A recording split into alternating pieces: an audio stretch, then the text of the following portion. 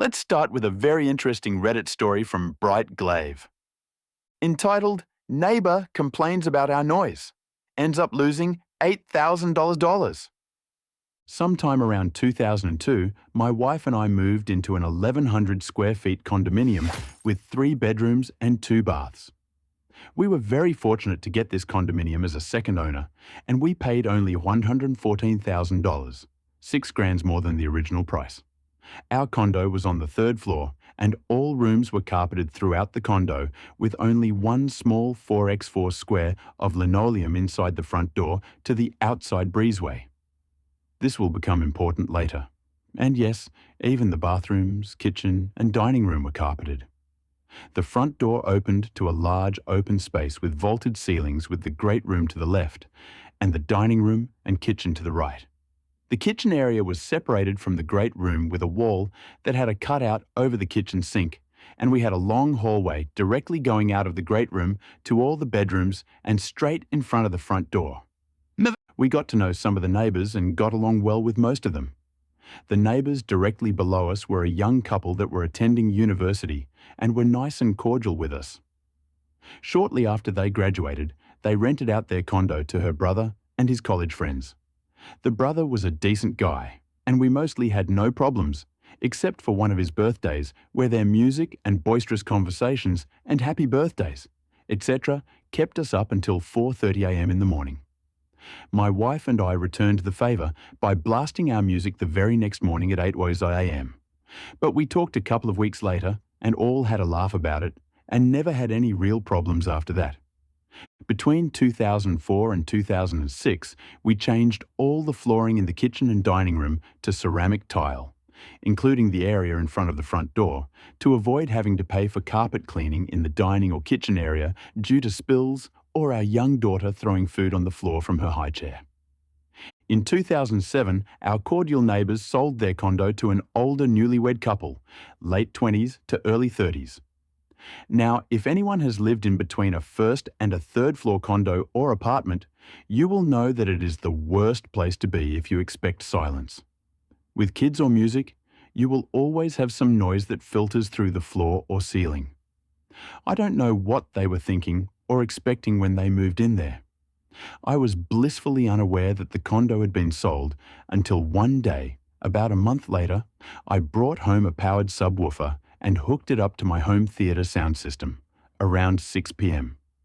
I promptly put on an action flick with some big explosions and sat down to enjoy the new and improved immersive sound. After a little bit of gunfire and 2 explosions, I hear the doorbell ding-dong. I get up and immediately hear ding-dong again. I walk the 5FT to my front door and open it to see my entitled neighbour, I'll call her Karen, standing on my doorstep. Me. Hi, can I help you? Very agitated Karen. My husband and I are trying to enjoy a quiet and peaceful dinner. Can you please turn down whatever show you are watching? We can hear everything that's going on. Me. Sure, sorry about that. She turned around and walked away. I closed the door, turned the subwoofer down a ways and the main volume down a bit and thought nothing of it. Shortly after the next round of gunfire and explosions, I hear the ding-dong and then some rapid-fire knocking at my door. I paused my movie and then I opened the door to see Karen again. Me. Hi. What can I do for you? Karen. We can still hear everything from your show. You need to turn it down now. At this point, I was a little fed up with her crap and decided to call her on it. Me. You say you can hear everything.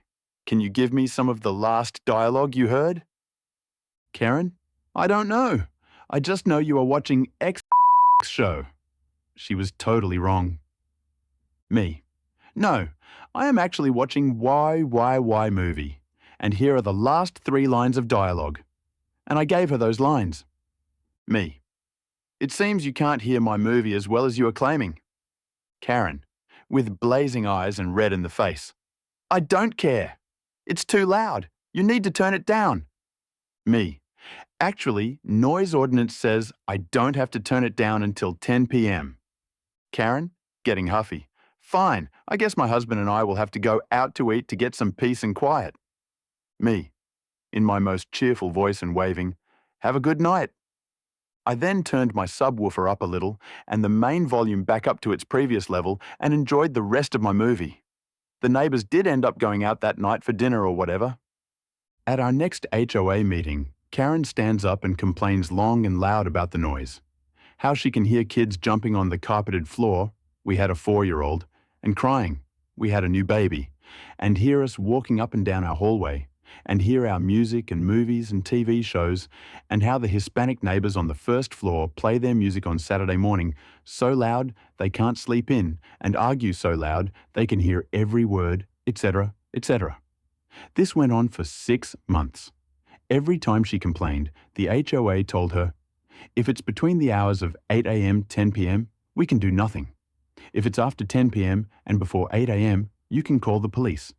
And then the HOA would send out a letter by US mail asking everyone to be cognizant of their neighbours and laying out the local city noise ordinance. I finally stopped attending the HOA meetings after month 3 of the same bullcrap. She never failed to visit at least once or twice in the week after these notices, and twice she taped them to my door. I also learned during this time that they were members of our church and had actually been assigned to visit us each month. They never did. Cue the pro-revenge. Around the 6 to 7 month mark of her constant complaints and harassment, and even a couple of visits from some very apologetic police officers after 11 p.m. at night, they said they could hear nothing outside of my condo door. We decided to upgrade our flooring. We knew this would inflame our entitled neighbour, but we didn't care as we were tired of the constant stream of complaints from them. We chose to extend the entry tile all the way from the front door, down the long hallway to the master bedroom door, and we wanted to tile the bathrooms as well. We also went with a light coffee-coloured bamboo hardwood in our great room. So, demolition first. We tore out the carpet and tack strips and pried the base moulding trim off the walls. As I'm removing the last of the nails from the walls and subfloor, about noon on a Saturday, wouldn't you know it? Bang, bang, bang from the front door. Me? Yes? Karen. Can you keep it down? I'm trying to have a pampered chef party. Me? Sure. I promptly finished pulling or driving in nails and then proceeded to bang my hammer all over the subflooring like I was driving loads of new nails for the next hour, and made sure to turn on my stereo to the local hard rock station and turn it up for the next 4 hours. FYI, the one-erst floor neighbours were already blaring some great mariachi music. They did every Saturday and Sunday as they cleaned their condo from top to bottom. We then rented a hardwood floor mailer that, in addition to compressor noise and to loudly driving a nail into the flooring and subfloor, also had to be struck with a large dead blow hammer. Bang, bang, bang. It took us 2 to 3 days to install the coffee-coloured bamboo hardwood flooring in the great room, and we were sure it was driving Karen absolutely batty. We ended up installing an awesome tile inlay down the hall, had tile running from the front door to the master bedroom door, along the great room side of the divider wall, tile in the dining room, kitchen and both bathrooms. We got the base moulding on, more nail gun and compressor fun, and caulked. The new floors looked amazing, and the bonus was every time a hard shoe, like my daughter's favourite Sunday shoes she wore everywhere, every day, or high heel, my wife chose to learn how to do everything in 4 to 6 inch stilettos during this time, struck the floor, it was like the impact echoed through our perfect floors. All this was due to our neighbour complaining. It was also in preparation to sell our condo, as we had grown out of it by this time. We sold it within 1 month of listing at $160,000.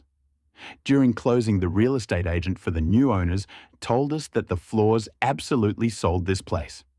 We also sold at the very top of the real estate boom right before the real estate market crashed. We later learned from some of our neighbours that within 9 months of our selling our condo, the second floor entitled neighbours moved out and sold their condo for $30,000 less than we had, and took about an $8,000 loss, and sent a letter of complaint to the HOA stating their condo was unlivable because of the noise from our incredible floors. The revenge was a perfect medicine for Karen, and it was executed flawlessly. By upgrading to noise-amplifying bamboo and tile flooring, the couple turned Karen's endless noise complaints into their weapon. They sold their condo at a significant profit while Karen lost $30,000. Plus, she suffered an $8,000 fine that was really satisfying. One of the best karma hits. The next story is from an unknown user. I catfished a former boss to get paid. I used to work for a married couple, Billy, M52, and Gigi, F44, who owned a business services public relations agency. It lasted more or less for a year. They seemed nice and humble, but in reality they were shady and untruthful. The company began to falter because of poor management and zero intention to prioritize. Billy was your baby-faced next-door neighbor type. He looked about 10 years younger and had a kind smile. He was soft-spoken and had an artistic and creative flair to him. Gigi looked matronly, with a Mother Earth incarnate attitude towards her children. She prided herself on being ruthless when it came to giving her family only the best. She could be really nice when she wanted to, but I found out early on that she was 100% apt at gossip and being two-faced. The company's constant changes were a red flag. They went from a business services plus PR agency to an IT provider, then to a business incubator, and finally to indie beer partners.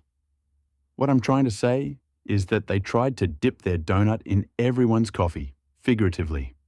Some of us had no real way to escape. The lady working next to me was already 67 years old and scared that no one would hire her. I wasn't in a great place either. We were 8 employees in total. They wouldn't lay anyone off because they believed that the employee should quit. They paid us only a portion of our salaries, incomplete weekly payments. Employees would run for the hills once they found a better job. Some of us were stuck. It was horrible. Then they would pay the normal rate for a month and then do it again. They never cut down on their luxury expenses, so the wife would post her shopping sprees or arrive in a new car like it was nothing. Zero empathy. Very insensitive. The husband was obsessed with making it big time. So much that he sometimes failed to see an opportunity right in front of him. He said he was Coca-Cola's brand manager. I swear I looked it up and could never find any reference. Gigi had a display full of small local magazines, mostly about design and architecture. They were very proud to be a team member, but in reality, they just helped them print 2 issues. They wanted big business only, but in the meantime, looked down upon tangible potential clients, like the young Latino couple who showed up trying to learn more about their services. They seemed lost because they wanted someone to help them set up a coffee business and had no idea how it was done. I talked to them and helped them into the waiting room. They even showed up with their baby in a stroller. That means they must have driven by and decided to come in. An impulsive client should be retained. The guy said his grandpa had a farm and he wanted to create an import-exports company. Once Billy showed up, he listened for a bit, then kind of gave them an abrupt dismissal. That was a dick move because that couple opened their own business with someone else and even have a FB page. It could have been Billy. Billy lined his office walls with posters of Steve Jobs and Elon Musk. His wife, the chief enabling officer, put up signs on each room. The main employee area was the machine room. Billy's office was the chamber. The conference room was a meeting of the minds. Every time an employee disagreed with Billy during a brainstorming session, Gigi would call them aside and tell them that Billy is your boss. You need to know that he is brilliant and a genius. I want him to have that taste of success. I experienced that firsthand. I also hated brainstorming because that was never on my job description. They just wanted to pick everyone's brains.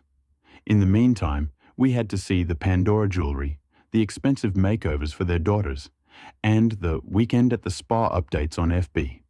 Gigi's captions were usually about rewarding herself after a hard week, or because she deserved it. Oh, and I'd like to mention that they bought into the social guru phrases about emotional direction. So if an employee ever got angry, Gigi would tell you, remember the one who gets angry is the one who ends up losing. For anyone who's been in this situation, you may understand how painful it can be. You cannot leave the job because you have no other job waiting for you. And pathetic as it may sound to some income is better than no income at all. This is an involuntary compromise, and it's abusive. Why were we expected to pay for their luxuries via incomplete wages? My best friend's ex is into coding and programming, and he agreed to help. If it didn't work out, at least we would have something to laugh about. We created a kick-ass fake website with a matching LinkedIn and the whole 9 yards. To make a long story short, this was supposed to be an investment company and my friend would be very casual. Nothing too eager. He started by liking my employer's FB page, then comment. Before we knew, my boss took the bait and was engaging. They exchanged emails and he was eager to share all his projects and ambitions. On the other side, the investor sent him a list of requirements like proof of concept, employer payroll, EIN, RERS, etc. The investor agreed to work them if they could prove they were legit and up to date. No bank account of confidential info was asked. Within 3 weeks, I was paid the equivalent to the 2 months and a half I was owed. The investor did an about face and never contacted him again. I left the job as soon as I could. My friend, who remained until she got paid, told me our boss seemed off and a bit down after he announced big things are coming. But it all seemed to deflate. I never disclosed what was really going on. Edit. My boss wasn't scammed into paying money to the fake website. He was catfished into updating employee salaries that he owed. Edit. I expanded the story. Edit. For anyone who doesn't understand the story, no money was paid, asked for, or wired from my boss to the investor. We baited his greedy character and told him that if he could prove everything was in order, the investment would happen. This included the payroll. No confidential information was asked for, offered, seen, or reviewed. He paid everyone what he owed them. The payment was made to each worker as usual. No one stole money via any website. He just did his due diligence. EIN numbers and what we asked for are not confidential. The revenge was brilliant and flawless, and it was executed strategically. By exploiting Billy's greed with a fake investment opportunity, OP and the tech guy compelled him to pay the wages of workers. It was one of the best revenge stories I have ever read. The revenge was perfect and satisfying. The next story is from Snoo Owl's 1775. Landlord tries to rip me off for $400, ends up having to pay me over $6.5K. Last year I moved out of a house that I had rented for 5 years with no problems. I always had a good relationship with the landlord. There are 2 relevant bits of background to this story. 1.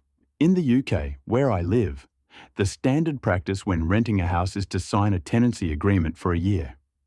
At the end of the year, if you want to stay in the house and the landlord is happy with that, you can just do nothing and the tenancy will continue automatically until either tenant or landlord gives notice. Alternatively, you can sign a new 1-year tenancy agreement each year, which isn't really necessary, but some landlords want it. My landlord wanted me to sign a new tenancy agreement each year. Fine, whatever. So, since I rented the house for 5 years, there were 5 tenancy agreements in total. 2. By law, the landlord was required to protect my security deposit. That meant that she had to put it into a special kind of account within 30 days of receiving it. The tenant then receives login details for the account so that they can check that it's protected and view various info about it. One point of doing this is so that the deposit is held by an independent party who can mediate if the landlord and tenant disagree about any deductions. There is a dispute process that the tenant can request and which is free for the tenant to use. So, I'd been living in the house for almost 5 years and I gave notice to end the tenancy because I was buying a house. After I'd given notice, the landlord emailed me to ask if I was planning to hire a gardener to ensure that the garden would be returned to the pretty manicured state it was in when I moved in. I thought this was strange because my tenancy agreement explicitly forbade me from doing the sorts of things in the garden that would have been necessary to maintain its original state. E.g., it said that I was not allowed to lop any shrubs or bushes. So, all I'd been doing is cutting the grass and the hedge. Basically, that clause looked like something that a landlord would include if they planned to maintain the garden themselves, except she didn't maintain it while I was living there.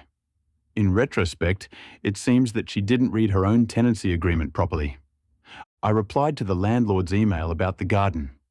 I quoted the part of the tenancy agreement that forbade me from doing certain things in the garden and expressed my confusion. I asked her to clarify what her expectations were about the state of the garden, given what it said in the tenancy agreement.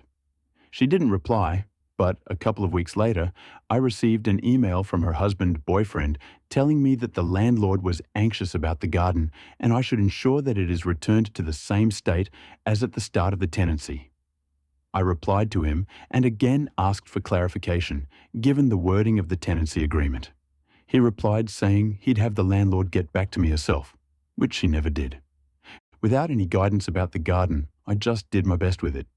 My boyfriend, who is an experienced gardener, did the work here. I asked him just to do whatever he thought was best. He cut back bushes and cleared loads of stuff. I spent a few $100 on having garden waste removed. I knew that technically I did not need to do that, but wanted to do what I could to keep relations good between me and the landlord. I moved out, the tenancy ended, and after not hearing anything from the landlord for a couple of weeks, and not having my deposit back, I emailed the landlord to ask about the deposit. Having ignored my queries about the garden before the end of the tenancy, she chose this moment to announce that she wanted to deduct $400 from my deposit to carry out work on the garden. There followed a really time-wasting back and forth by email in which I pointed out that the terms of the tenancy agreement were incompatible with my being able to maintain the original state of the garden, and she just kept repeating that the garden was not returned to her in its original state. In the end, I suggested that since we couldn't agree about deductions from my deposit, we should use the independent dispute process offered by the company that was holding the deposit. That process needs to be kicked off by the landlord, so I asked her to authorize it. She didn't do that. Instead, she kept wasting my time by sending me emails trying to negotiate an amount to put the garden right, which I wasn't going to entertain. Meanwhile, I could not log into the account where my deposit was being held. I contacted the company, and it turned out that my landlord had accidentally input my email address incorrectly when registering the deposit, which I found very strange because she had emailed me successfully dozens of times throughout the time I was living in the house, so she definitely knew my email address. Without being able to log in, I was unable to officially dispute any deductions she was proposing. There is a window of 3 months after the end of the tenancy when you can dispute any deductions. After that, you either take what the landlord is willing to return or go to court.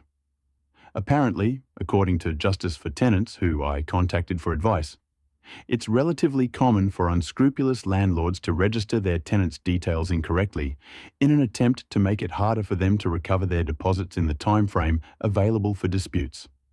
I had a long back and forth with the deposit company, after which I finally gained access to my deposit account.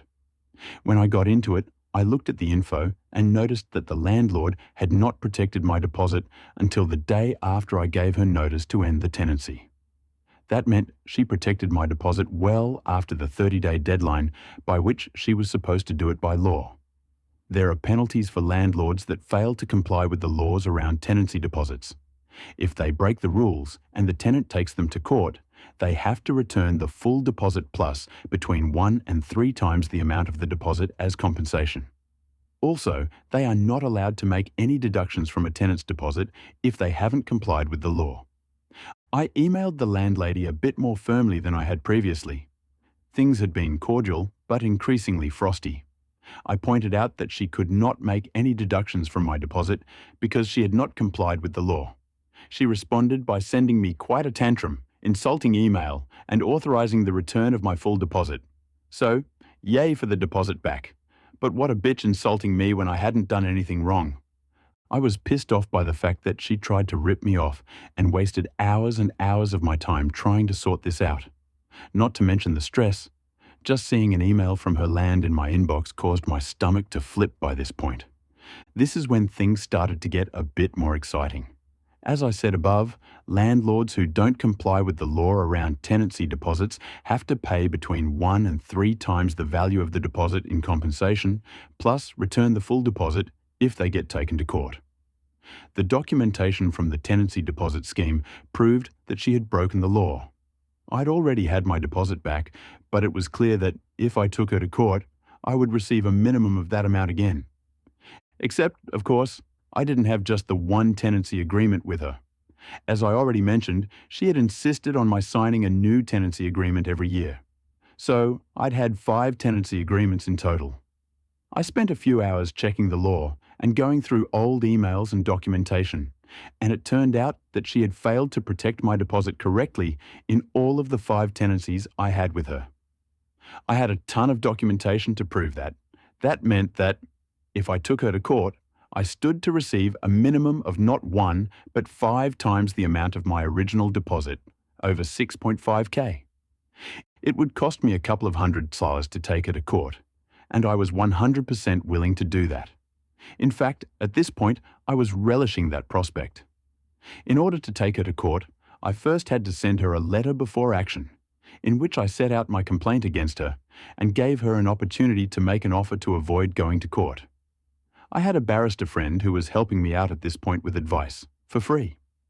The landlord replied to my letter quite dismissively, basically saying that it was, clearly, just an admin error that caused her to fail to protect my deposit correctly every year for 5 years, LOL, and accusing me of being motivated by a windfall. I replied by email, correcting her various mistaken assumptions and repeating the need for her to make an offer in order to avoid court. After a while, she replied and offered me $4,000. I told her that the minimum I would accept was a little over $6.5K. I forget the exact figure, since that was the minimum I would stand to get in court. She agreed, with certain conditions attached, perhaps conditions that she thought I might not be able to fulfill, things like sending her copies of all the documentation relating to the deposit for previous year's tenancies, but which I was able to do immediately. When the money landed in my bank account, I emailed her to explain that I would have dropped my complaint against her immediately had she at any point offered a sincere apology. Which was true, at least up until that final email where she insulted me. I also said that I hoped she would deal more fairly and reasonably with future tenants. She didn't reply. I hope that I will never again be a tenant, but having spent many years being kicked around by shitty landlords and letting agents, it was satisfying to end my renting days with such a satisfying and profitable middle finger. The revenge was truly perfect and satisfying. It was very satisfying to see the negligent and greedy landlord paying $6.5K. It is a perfect lesson for entitled landlords. It was genuinely a great revenge where justice was served with perfection and precision.